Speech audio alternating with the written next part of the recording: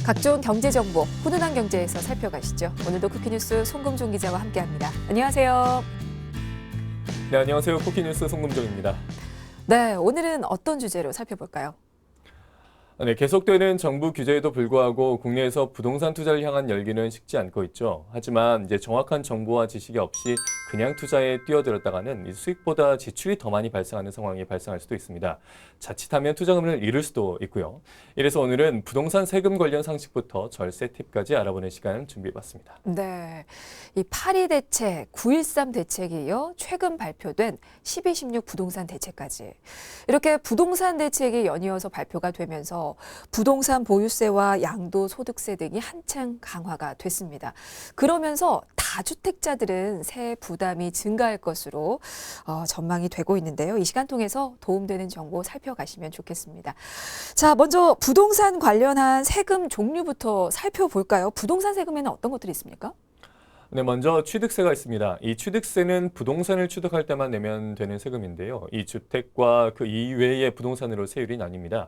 이 주택은 금액에 따라서 1에서 3%까지 단계별로 적용이 되고요. 만약 면적이 85제곱미터를 넘으면 농어촌 특별세가 추가가 됩니다. 또 상가나 상업용 건물은 모두 취득세가 4%로 동일합니다. 네, 이게 취득세는 부동산을 취득할 때만 내면 되는데 부동산을 보유하고 있는 기간 동안에 또 내야 하는 세금이 있잖아요. 어떤 것들이 있습니까?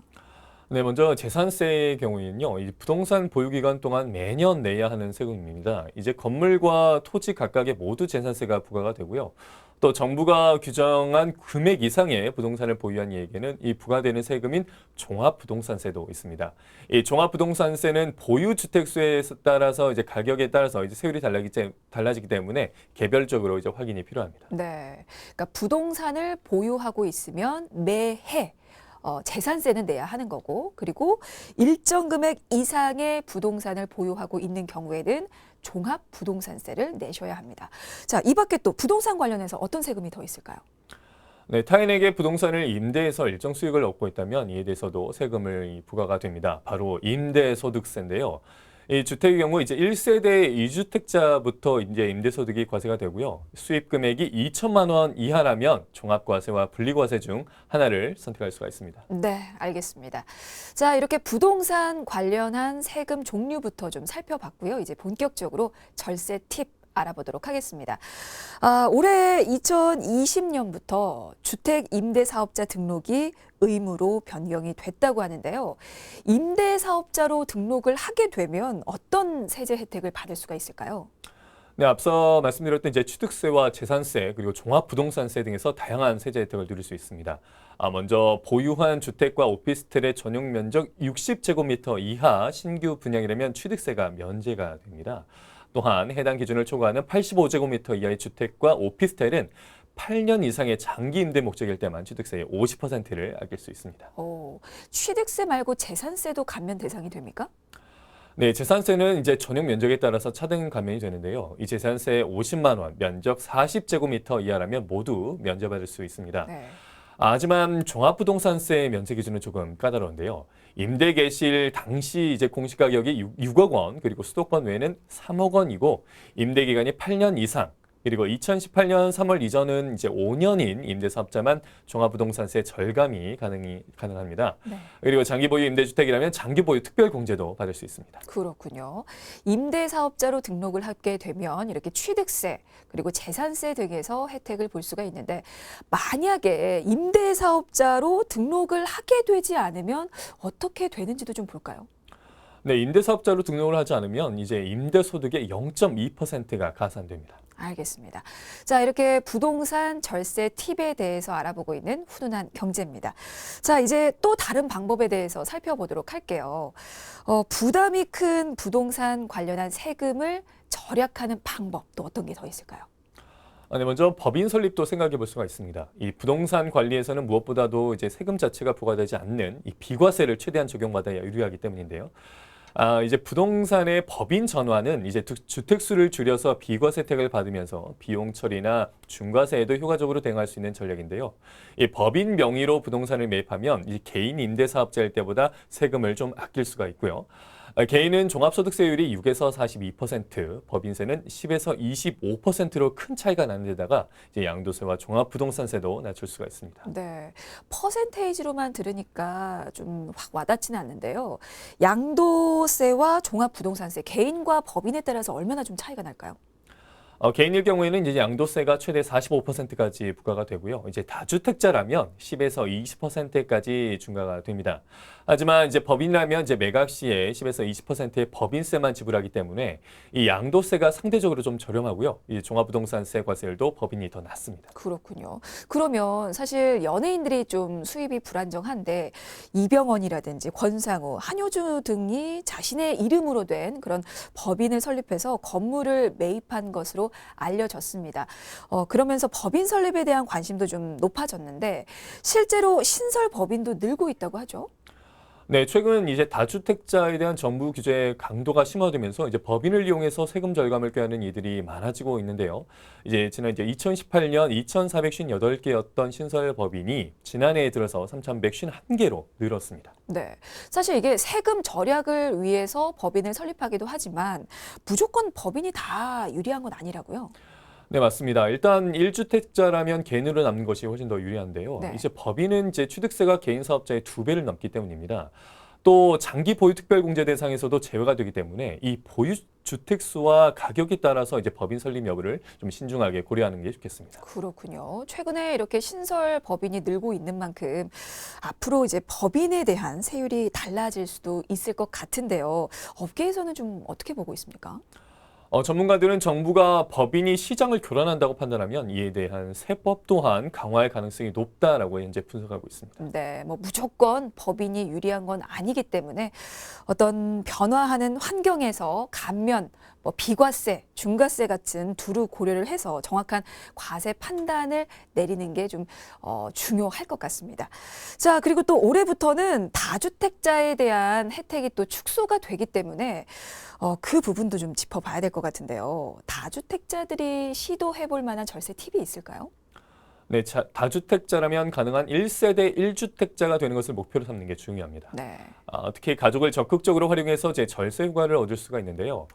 먼저 주택을 부부 공동 명의로 분산하게 되면 이제 종합부동산세 기준 금액이 12억 원으로 올라서 절세가 가능하고요. 또 이제 양도세는 각자 지분에 따라서 세금이 부과돼서 세율 적용 구간을 낮출 수가 있습니다. 주택의 경우는 부부 공동 명의로 하는 게 절세에 도움이 된다. 그러면 공동 명의가 아닌 단독 명의가 더 유리한 경우도 있습니까? 만약 장기 보유가 목적이라면 이제 단독 명의가 훨씬 유리합니다. 이제 주택 보유 기간이 길수록 세액 공제 금액이 커지기 때문인데요. 그러니 이제 종합부동산세 절세를 위해서 굳이 부부 공동 명의를 고집할 필요는 없습니다. 네, 다주택자가 세금을 줄이기 위해서 1가구 1주택자가 되는 방법. 일단은 부부 공동 명의로 분산하는 거 지금 얘기가 나왔고요. 그리고 또 어떤 방법이 더 있을까요? 자녀에게 미리 부동산을 증여해서 증여세를 줄이는 것도 절세 혜택 중 이제 방법 중에 하나입니다. 특히 이제 다주택자는 보유 기간이 길수록 보유세 부담이 커지고 양도세 때문에 양도도 쉽지가 않죠. 이때 자녀 증여를 통해서 양도세와 증여세 절감 효과를 모두 누릴 수가 있고요. 특히 자녀가 무주택자라면 훨씬 더 쉬워질 수가 있겠습니다. 네, 만약에 부동산을 자녀에게 증여를 할 때 그 부동산을 담보로 한 대출이 있거나 혹은 세입자에게 받은 보증금 등이 있는 경우는 그러면 어떻게 되는 겁니까? 네, 이렇게 재산뿐만 아니라 이 재산에 딸린 채무까지 함께 넘겨주는 것을 부담부 증여라고 하는데요. 네. 이 부동산에 담보된 대출이 있거나 이제 세입자로부터 받은 전세 보증금도 일종의 채무라고 할 수가 있겠습니다. 자녀에게 부동산을 넘겨주면서 그에 따른 채무 또한 자녀에게 승계가 되는 것이 부담부 증여라고 지금 말씀을 들었습니다. 그러면 부담부 증여 같은 경우는 이게 그렇지 않은 일반 증여보다 증여세 부담이 더 줄어드는 건가요? 어떻습니까?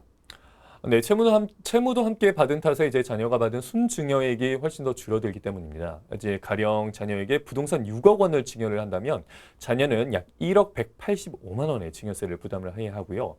하지만 부동산 관련 이제 보증금 2억 원의 채무까지 자녀에게 함께 물려주는 부담부 증여를 할 경우에는 이제 자녀의 순증여가액이 4억 원이 되고요. 이제 증여세 부담은 5,820만 원으로 줄어듭니다. 네. 그러면 채무로 인해서 증여세 부담은 낮아진다. 그거는 이해하겠습니다. 근데 부모가 자녀에게 넘긴 채무에 대해서는 일종의 거래로 보기 때문에 양도세는 내야 하거든요. 그러면 양도세를 낸다고 하더라도 증여세를 아낀 금액이 더 클까요? 네, 보통은 이제 일반 세율을 적용하면 이제 채무 2억 원에 대한 양도세는 약 2,310만 원 정도인데요. 네. 이제 가족 전체로 보면 이제 부담부 증여를 통해서 증여세가 4,365만 원 줄고요. 이제 양도세로는 2,310만 원을 더 내야 하니까 결국에는 이제 2,057만 원 정도 절세 효과가 있다고 볼 수 있는 것입니다. 네, 채무를 끼고 증여를 할 경우에 증여세 부담을 줄일 수가 있습니다. 하지만 부모가 내야 할 양도세 부담이 또 완화가 되다 보니까 결국에는 일반 증여보다는 가족 전체적으로 가계비 부담은 훨씬 줄일 수 있다라는 얘기였습니다. 자, 그리고 정부가 집값 상승을 막기 위해서 여러 가지 부동산 정책을 내놓고 있는데요. 지난해 발표한 12.16 부동산 대책에 따라서 올해부터 달라지는 주택 관련한 세금도 있습니다. 어떻게 바뀌는지도 좀 알아보고 갈까요? 네, 먼저 올해부터 일반 세율과 조정 대상 지역 2주택자의 이제 세부담 상환액 인상으로 종합부동산세 부담이 늘어납니다. 이제 종합부동산세 세율은 과표별로 이제 0.1에서 0.3%포인트 오르고요. 이제 3주택 이상 및 조정 지역 2주택자는 이제 0.2에서 0.8%포인트로 세율이 더 오르게 됩니다. 또한 조정 지역 2주택자는 이제 세부담 상환이 200%에서 300%로 늘어납니다. 네, 이게 다주택자들의 부담은 늘어난다고 하는데 반대로 실수요, 1가구 1주택자들의 세 부담은 줄어든다고 또 하거든요. 어떻게 바뀌는 겁니까? 1세대 1주택 보유 고령자는 이제 세액 공제율과 장기 보유 공제의 합산 공제율의 상한이 70%에서 80%로 높아지는데요. 이런 제도는 이제 법이 국회에서 개정된 후에 2020년 납부분부터 적용이 됩니다. 네, 사실 정부에서는 어떻게든 다주택자들의 매도를 끌어내기 위해서 양도세 부담을 줄여주기로 결정을 했는데요. 그동안 양도세 때문에 매도를 꺼렸던 다주택자들의 세금이 그러면 얼마나 낮아질까요? 당초 2주택자가 조정 대상 지역 내 주택을 양도할 경우에는 이제 16에서 52%, 3주택자는 26에서 62%의 높은 양도세 중과세율이 적용이 됩니다. 또 장기 보유 특별공제도 받지 못했는데요. 이제 올해 상반기까지만 양도하면 이제 일반 세율인 6에서 42%의 세율이 적용이 되고 장기 보유 특별공제까지 받을 수 있도록 변경이 됐습니다. 하지만 이제 조정 대상 지역 내에 10년 이상 보유한 주택 양도할 경우에만 적용이 됩니다. 네, 만약에 그 조건에 해당이 된다면 다주택자의 양도세 부담은 얼마나 차이가 나는지, 얼마나 달라질지도 좀 궁금합니다. 기존과 비교했을 때 얼마나 좀 차이가 날까요? 양도가액이 12억 원, 양도 차익 6억 원인 주택을 15년간 보유하다가 양도할 경우를 볼게요. 이제 2주택자의 경우에는 최고 52% 세율이 적용돼서 3억 300만 원의 양도세를 내야 합니다. 3주택자라면 이제 최고 62% 세율이 적용돼서 3억 6,900만 원의 양도세를 내야 했습니다. 그러나 지난 부동산 대책에 의하면 이제 다주택자도 1억 8천만 원의 장기 보유 특별공제 30%를 받고 이제 40%의 일반 세율이 적용이 되기 때문에 양도세가 1억 5,600만 원으로 줄어들었고요. 이번 부동산 대책으로 인해서 2주택자는 1억 4,700만 원, 3주택자는 2억 1,300만 원만큼 양도세가 줄어드는 셈입니다. 네, 알겠습니다. 효과적으로 절세 전략을 세우기 위해서는 각 대책안을 꼼꼼히 좀 살펴볼 필요가 있을 것 같은데요. 세금별로 변경 사항이 적용되는 시기 그리고 조건이 다른 만큼 꼼꼼하게 꼭 살펴보시길 바라겠습니다. 자, 오늘 훈훈한 경제는 여기서 마무리 짓겠습니다. 지금까지 쿠키뉴스 송근종 기자였습니다. 고맙습니다. 고맙습니다.